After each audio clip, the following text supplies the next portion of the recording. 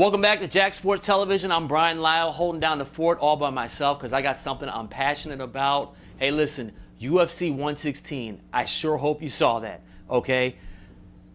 Absolute gala spectacle. Now, there were some boring fights, don't get me wrong, but the main attraction was Brock Lesnar, Shane Carwin, and for the probably about 7 minutes of total action, boy, oh boy, it was worth it, okay?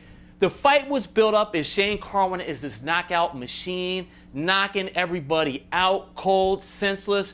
You know, my thing, though, was, yeah, he was knocking guys out senseless, but who? Christian Wellish was a bum.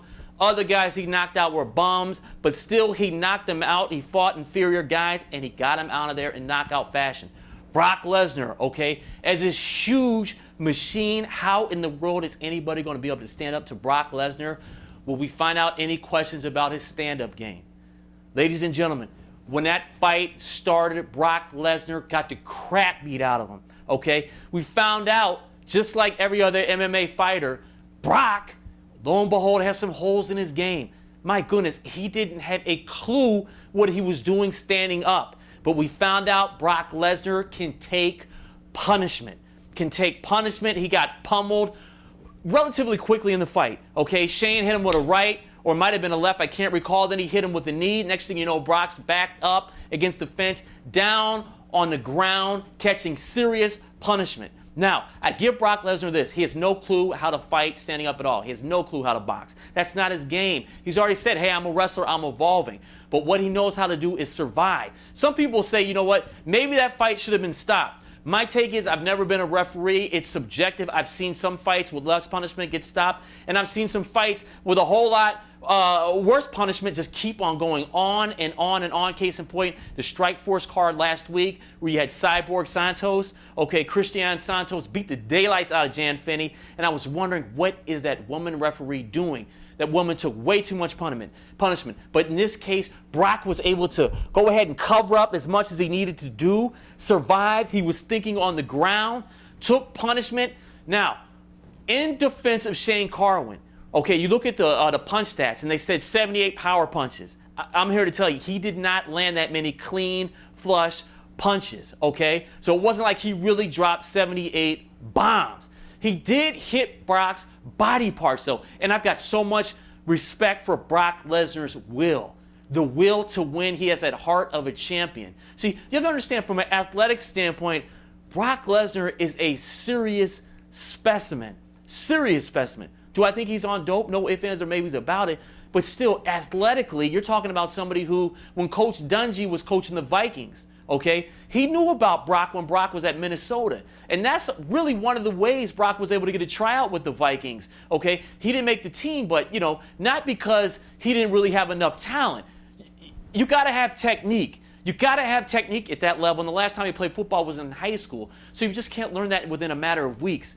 He's that kind of athlete, though, where, sure, he might not be the athlete that Jared Allen is or Warren Sapp, okay?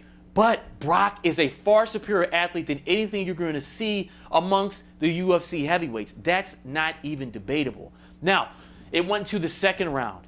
All of a sudden we find out, okay, can Shane Carwin have the energy to go in the second round? He clearly can only go hard for 3 minutes, okay? If he has a girlfriend, I feel sorry for her, because if that's the way he performs in bed, she obviously needs someone else to go ahead and give her more than 3 minutes, because that's all the stamina he has. He came out the second round, he was gassed. Now, he'll say that, you know, his body cramped up. Folks, he was gassed. I go back to that will to win from Brock Lesnar. Okay, that will to win. He found a way to take Shane down and choked him out. It looked as if, it kind of, I can't say it reminded you of Gladiator days, because obviously we weren't around then. But if that really was something like that, it could have killed Shane Carwin. He could have killed him because he choked him out. It was amazing. Brock Lesnar, victorious. Is he the best heavyweight in MMA? I don't know. I don't know if he can still beat Fedor. I know Fedor lost. But Fedor got thrown into the spotlight, something that a lot of MMA fighters have never experienced. The main attraction, okay? Paid more dollars now, okay? It's easy for a boxer, you know, somebody like Mike Tyson to get all that money. You could see how somebody could fall. Okay? You're in the limelight now. Now everybody in the world knows you. So I'm going to give Fedor a pass. To me, if Brock and Fedor fought, you'd have to have a best of 3. You can't just say that, hey, if Fedor won the first fight, he's better than Brock, or if Brock did. A best of 3, and I don't even know if that's possible, would really determine that, okay? But there's other fighters out there. The UFC heavyweight division, it's stacked. The question is, how good are these guys? We found out Shane Carwin, again, he hits hard for that MMA crap. His precision, he needs a new boxing coach, in my opinion, because he's got to be able to find a way to take advantage of minute holes. He needs more stamina. Cain Velasquez next up for Brock Lesnar. But here's something, though, that I want to talk about. There's 2 other points I want to get into. James Lights Out Toney, former heavyweight champion in boxing, started off 160 champion, 168, cruiserweight champion, okay? Multiple division champion, UFC 118 is fighting Randy Couture.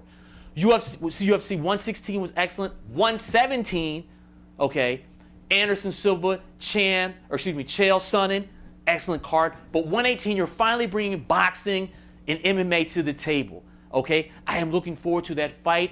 And judging by all the looks on YouTube and the comments that are made, a lot of people are as well. The last thing I want to wrap up is this. Why, though, amongst the comments, okay? Why do there have to be so many racist comments towards black fighters, I said it, black fighters in the UFC? Why? The comments that I'm reading, okay, are unbelievable, okay? Why do black fighters have to get constantly called names that I don't even want to call, okay, that I can mention right now on television? The UFC fan base, calm down, okay? We're fighters. These guys are fighters. They're competitors. Keep all that stuff out. It's amazing to me, and yes, I'm getting into it. I know some people are shocked, but I cannot believe the things that I am reading. I can't believe the things that I'm reading. Let Mr. Couture and Mr. Toney fight, okay? I know right now a lot of blacks aren't in MMA, okay? But if they do come in, is this all of a sudden going to cause more comments to be made? Okay, Dana White, get a hold of that. Just Thomas, I wanted to talk about, hey, listen, we've had a great time tonight on Jack Sports Television. Brian Lyle, you've seen some great stuff from my host, Pat Donovan. Damian Bell will join us again. But speaking of joining, bring your ticket stuff out to Vegas, Showgirls. Wow, the women out there are absolutely spectacular. Again, I hope you enjoyed this segment. I'm Brian Lyle, and I'm out.